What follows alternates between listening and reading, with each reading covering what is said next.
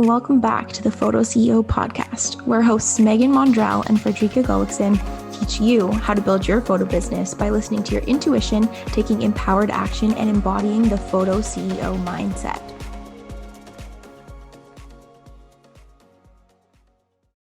Welcome back to the PhotoCEO podcast.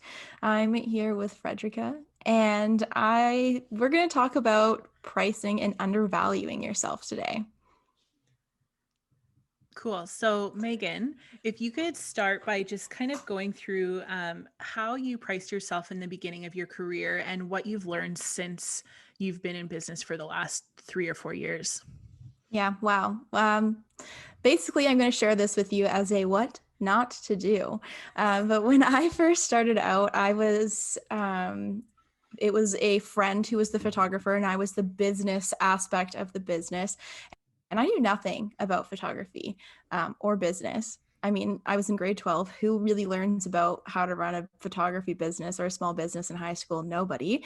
So it first started out, I think that I am embarrassed saying this, but we would charge $40 for a photo shoot, high roller. So basically, you quickly learn to understand that when you price yourself at a low amount, first of all, everybody's charging more, you start to learn. And second of all, you get all the clients who basically don't care if you show up with an iPhone or a real camera. They just want you to take photos of them. And so it definitely changes your idea of what you want to do when, people are like, yes, these are the exact poses I want you to do. And you're like, I think that these photos were posted to Pinterest in like 2010. It's a weird feeling for sure. So that's how I started out with my pricing. I also ended up doing some pro bono or free or portfolio building a couple sessions later on, as well as some sessions with models. We'll touch on that a little bit later, but wouldn't recommend starting out at $40 for a photo shoot. Absolutely not. It doesn't attract the people that you want to attract, but everyone's got to start somewhere. And at least I'm telling you where I started, so you don't have to start there. Oh yeah. And I think that that's a common thing, right? Like I'm sure that I started somewhere around there as well. I can't quite remember what I was charging when I first started, but it was probably around the $50 to $100 mark. And I still had fairly decent clients, but I was also in a different market at that time. And I noticed that when I was charging too low of prices when I rebuilt my business in Victoria, that I was getting clients who just did not fit who I wanted to work with. They were usually like, you come across good people, like no matter where you price yourself. But I also ran into quite a few people who, always kind of had a problem with like what they were getting or how I was delivering. Like I even had somebody who complained that I delivered their images too quickly. Oh my God. At that rate. And I never ever thought I would experience that. And I over delivered and she was still unhappy. So, and I was finding that was kind of the trend with pricing myself too low. And that's, so as quickly as possible, I like raised my prices just a little bit to just get into a different demographic, and started actually booking clients that I was really, really happy to work with and who really appreciated what I was giving them. So Ricky, do you want to share an experience or share about a time that you went through business where you did undervalue yourself? Well, I think that a lot of photographers, including myself, fall into this trap of like working for portfolio. So you basically get asked to work for free. And in exchange, you can add images to your portfolio. Can I say something really quick here?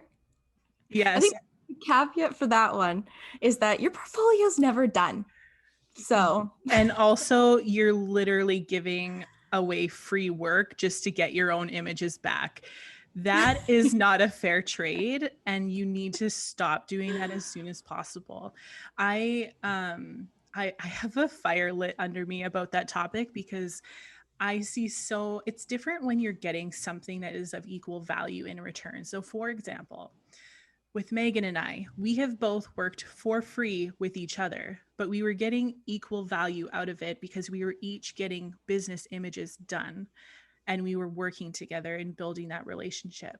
I have also worked with clients to like help build up word of mouth around my business for free, but it was never for free. It was in exchange for social proof and social standing. So they would give me reviews and promote my business for me for those free images. If you're coming across, and this is so common, if you're seeing posts online, especially on Facebook, where people are asking, hey, are there any photographers out there who can help me take some business images? I own a yoga studio and I need some images for my website.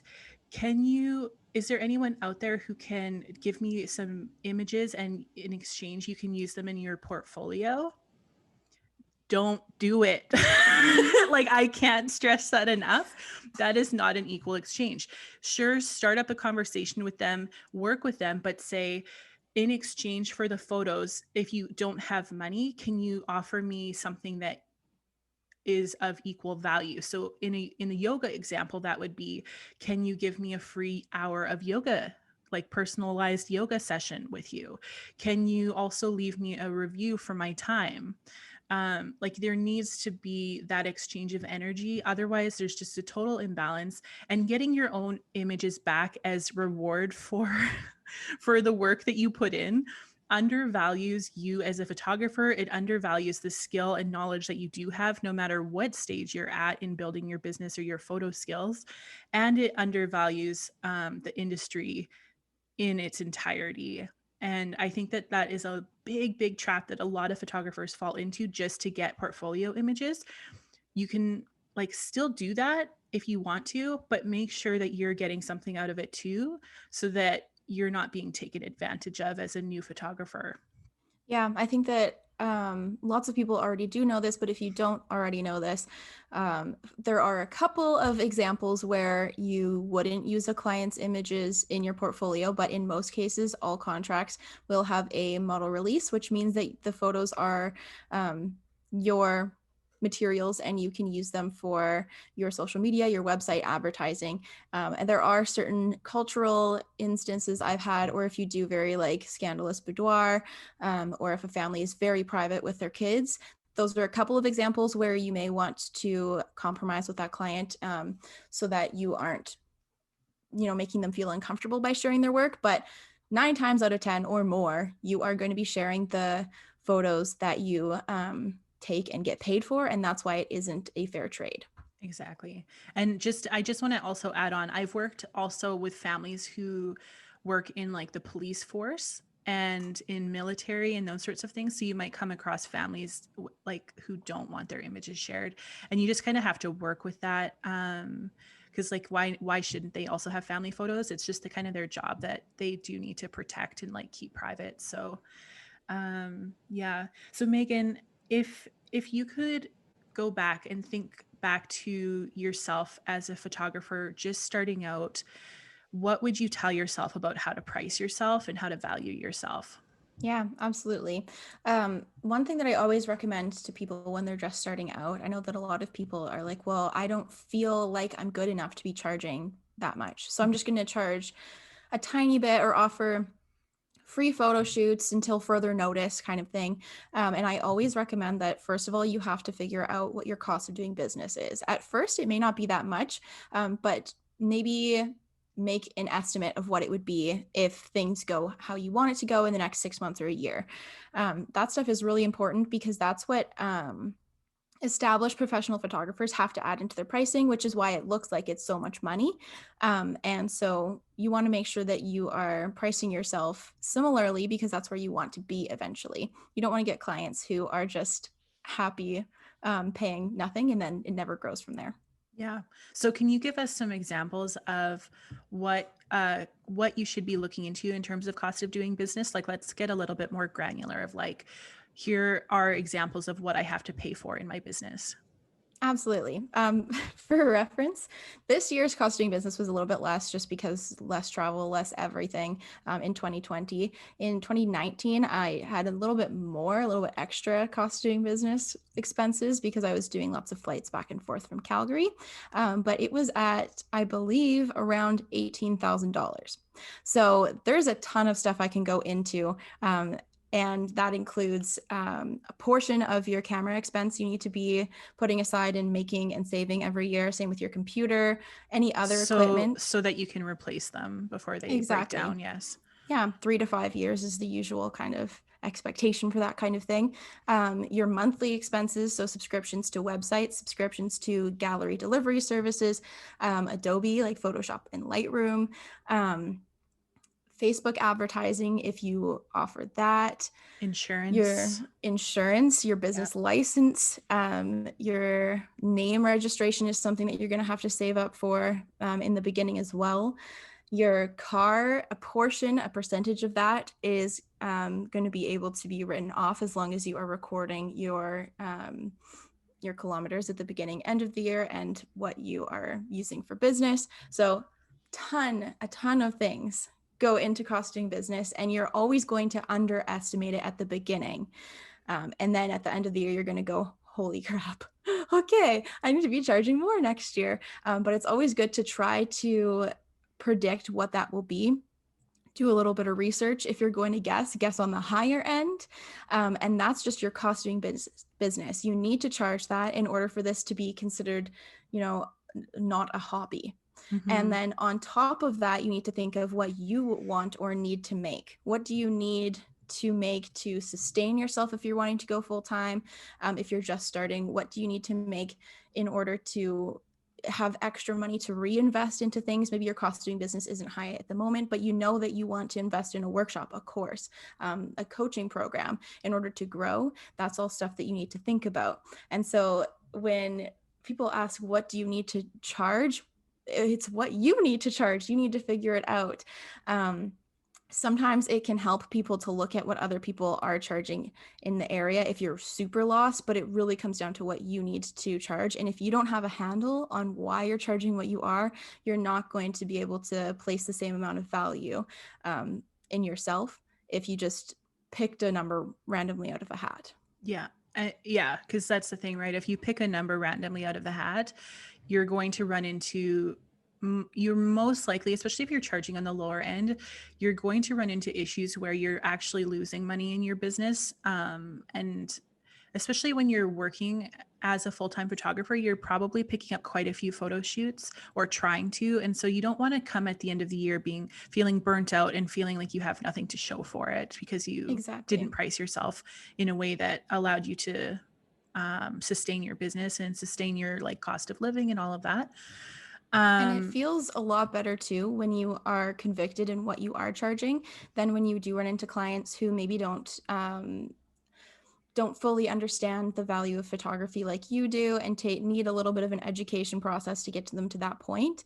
When they ask you, they say, well, my budget's only this much, I can't pay you this much. And sometimes you almost feel a little bit guilted into meeting them at their budget. But when you're convicted in why you need to charge what you do, it feels so much better, at least for me personally, if someone says, oh, like we love your work, we love the interaction we had with you, but we just can't afford it. I don't feel that same guilt weighing on me, like, oh my gosh, like I should have done more, I should have lowered my price for them, kind of thing, because well, I wish you the best of luck. I hope you have an amazing wedding and you find your perfect fit, but I know that I personally wouldn't have been able to do the right job for you at that budget. Exactly. I think that there's also something to be said too, like when you're putting your cost of doing business together, and you're trying to run a business, it's not just like valuing your skill as a photographer, it's looking at yourself as a business owner. Because this is the thing, is I don't think a lot of people who are buying services think of photographers as business owners. And so that's why there's that misconception that like these prices are way too high, or I can't believe that that's what you charge. Well, it's because they're not looking at it from a business perspective. And so it is that piece of like just educating, not in a way that is like dismissive or rude, but just educating them like, well, if you're more interested about how I arrived at this price, I'm more than happy to let you know. I do have a lot of expenses that come with running a business.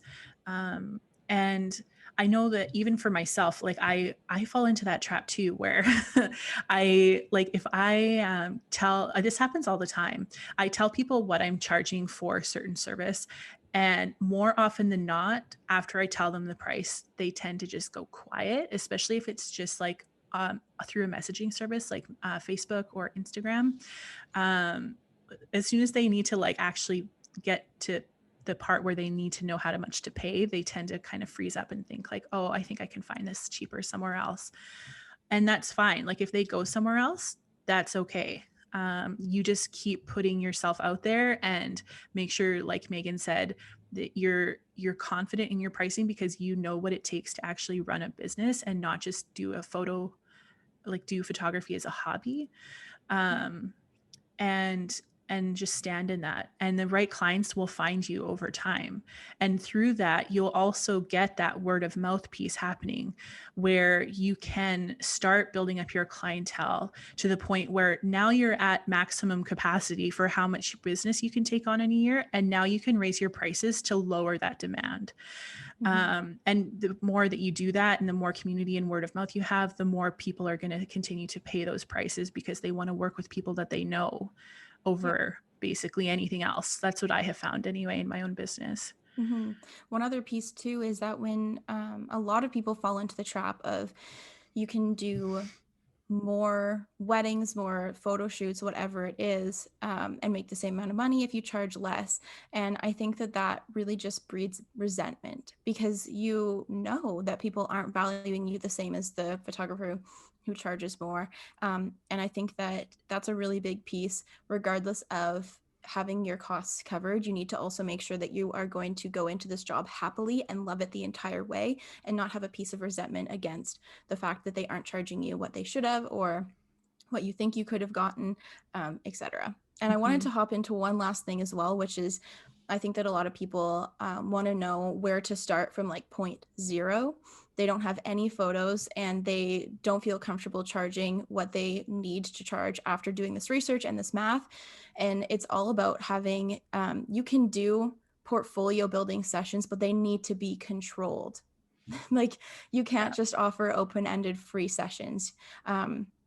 You either post in a small group, ask a person directly that you know, if they'd be willing to model for you, let them know that you will be using the photos, have them sign a model release, and let them know the value of this session. And one thing that Ricky is really great at is asking people for reviews and not releasing those photos until they've given a in-depth review This is if they're on the services. yeah, so this is if they're not paying. Yeah. So one of the things that I had to do as I broke into the new market here in Victoria was work for free or work for a lower price initially, but it was extremely controlled, like Megan said. I know the level of skill that I have. I knew what I needed to get up to in terms of what I'm charging so that I can make my business sustainable and profitable. But what I did, just to kind of give you a brief overview, was I messaged people directly who were already in my community of followers on Instagram. And I said, hey, I am doing this project. Would you like an opportunity to work with me? It is an exchange. It's a 30-minute mini session in exchange for reviews in these 3 places. And so from there, I did the sessions. I booked everything up and got a ton of new clients out of it, got a ton of word of mouth out of it. And I also increased my reviews on all of the platforms that I'm a part of so that it's easier for people to find me who don't follow me or have a connection to me in the first place. And so I did the session, I edited the photos. I gave them samples of those photos with my branding across the images so they couldn't use them. Then they submitted the review, and then I released the images within 24 hours. And for people who, I was also very controlled on who I was offering that to. I wasn't posting it in public Facebook groups. I was going directly only to the people who I thought would really appreciate what I had to offer. It wasn't about maxing out how many people I could shoot. It was about being very intentional about who do I think is going to be able to spread my business further, and who would really, really appreciate what I have to offer and value the skill that I bring to the table. That's awesome. I think that another great thing too with telling those people what the value of the session is that way when they are talking to other people and using that word of mouth networking technique, which you hope that they will, they know how much you are worth. And It won't be the case of, I had this free photo shoot from this person, she's just starting out, you should go see, like, it'll probably be cheap. It changes the script completely to, this photographer, amazing photographer, gifted me this session that's usually valued at this much, and she was amazing. Like, if you want a photographer, like, I know that might sound like a lot, and even if it isn't, like, it's this much, but it's worth it. Like, trust me. Yeah. And it changes that script completely. Exactly. And I think too, in terms of the word of mouth, so I'll just give a couple examples. When I was doing these, I called it the 90-day photo marathon. And I was trying to aim for 90 sessions in 90 days, and which I knew I wasn't going to reach, but it was kind of catchy, and it gave me a goal to like work towards. And I ended up surpassing anything I could have done other than like just by using that name on it. But anyway, so I was working with a lot of families for this project, and a lot of the families that I worked with had never had family photos done before, and they usually had really small children. And there's this whole emotional piece that goes into them seeing those images for the first time, because those kids and their spouses are the most important people in their lives.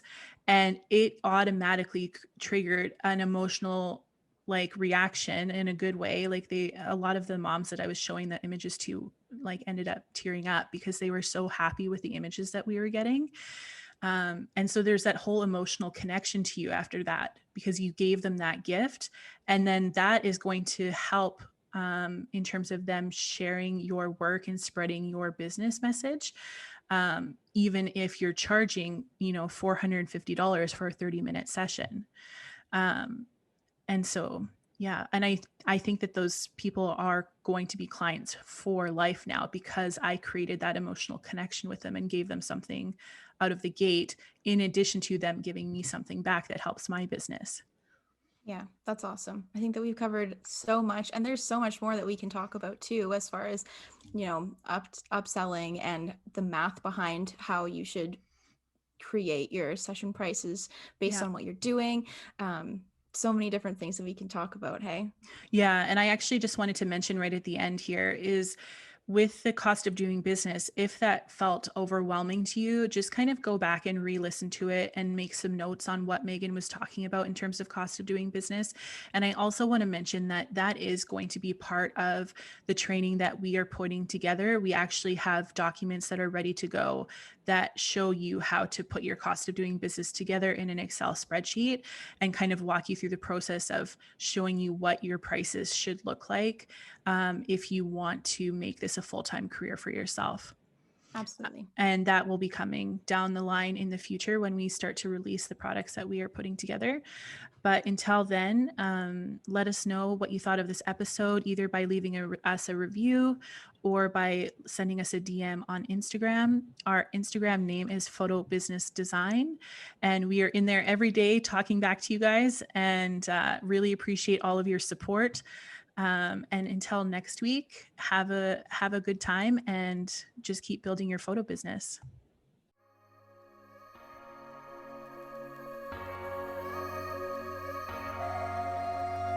Thanks for listening to the PhotoCEO podcast with your hosts, Frederica and Megan. We hope you enjoyed your deep dive into these tips and tricks on how to transform from photographer to PhotoCEO. If you liked this episode and want to learn more, we are hosting a free PhotoCEO Masterclass on May 5th and 6th, 2021. We will be giving you tons of powerful and heart-centered content that will help you feel more in control of your photo business, book more clients, and claim the financial freedom and fulfillment you've been seeking in your photo business. If you want to kickstart your journey as a photo CEO, go to photobusinessdesign.com/masterclass to sign up. That's photobusinessdesign.com photoceeo.com/masterclass. We look forward to seeing you there, and until next time, have a great week in your photo business.